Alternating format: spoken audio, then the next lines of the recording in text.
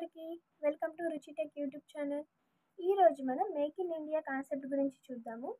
ఇది ECE and CSC వాళ్ళకి కామన్గా కోర్ సబ్జెక్టు. ఓకేనా?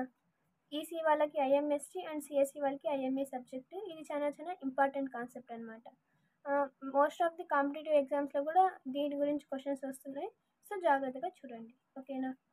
First of all make in India concept అనేది ఎవరు ఇనిషియేట్ చేశారు మన ఇండియాలో అంటే శ్రీ నరేంద్ర మోదీ గారు సెప్టెంబర్ 25, 2014 లాంచ్ చేశారు.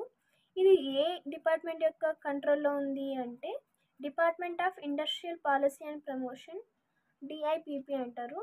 మామూలుగా ఇవి మెయిన్ పాయింట్స్ వరకు తీసుకొని మీకు ఎక్స్ప్లెయిన్ చేస్తున్నాను. ఓకేనా? తర్వాత దీని యొక్క ప్రైమరీ అబ్జెక్టివ్ ఏంటి అంటే ఫారెన్ కంట్రీస్ ఉంటాయి కదా, అదర్ కంట్రీస్ యొక్క ఇన్వెస్టర్స్ని మన దేశంలో ఇన్వెస్ట్ చేసేటట్లు అట్రాక్ట్ చేయడమే దీని యొక్క మెయిన్ అబ్జెక్టివ్ అండి. అంటే మిగతా కంట్రీస్ ఉంటాయి కదా, అదర్ కంట్రీస్లోని ఇన్వెస్టర్స్కి మన ఇండియాలో ఇన్వెస్ట్మెంట్ చేసేలా చూడటమే దీని యొక్క మెయిన్ అబ్జెక్టివ్ అనమాట. అలా వాళ్ళు వచ్చి మన ఇండియాలో ఇన్వెస్ట్మెంట్ చేస్తే ఏమవుతుంది, మన ఇండియా మ్యానుఫ్యాక్చరింగ్ సెక్టర్ అనేది స్ట్రాంగ్ అవుతుంది, మన జీడిపి ఇంక్రీజ్ అవుతుంది, ఇండియా వాళ్ళకి skills job creation, skill development ఇవన్నీ పెరుగుతాయి, మన జీడిపి కూడా ఇంక్రీజ్ అవ్వడానికి ఛాన్స్ ఉంది. తర్వాత వీళ్ళ టార్గెట్ ఏంటి అంటే మేక్ ఇన్ ఇండియా అనేది 25 ఇంపార్టెంట్ కోర్ సెక్టర్ ఎకానమీలో చూడాలని, అంటే 25 ఇంపార్టెంట్ సెక్టర్స్ని స్టార్ట్ చేయాలని. తర్వాత దీనివల్ల ఏమవుతుంది అంటే ఇప్పుడు 2025లో జీడిపి అనేది 25% ఇంక్రీజ్ చేయాలనేది కూడా one of the primary objective అని చెప్పొచ్చు.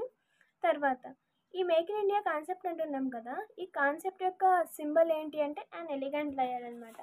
ఎలిగెంట్ లయన్ని మేక్ ఇన్ ఇండియాగా రిప్రజెంట్ చేస్తారు.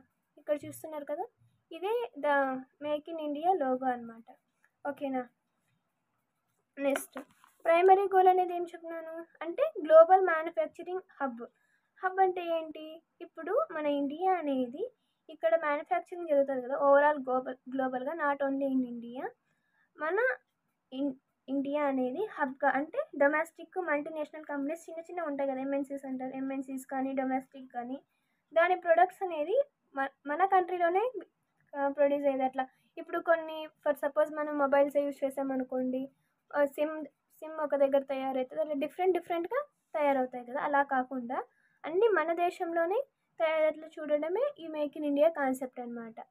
దీనివల్ల ఏం జరుగుతుంది మనకు అంటే ఇండియాలో ఉన్న యూత్కి జాబ్స్ వస్తాయి, స్కిల్ డెవలప్మెంట్ పెరుగుతుంది, ఫారిన్ క్యాపిటల్ అనేది మన దాంట్లో ప్రొడ్యూస్ అవ్వడం వల్ల మన ఎకానమీ అనేది స్ట్రాంగ్ అవుతుంది.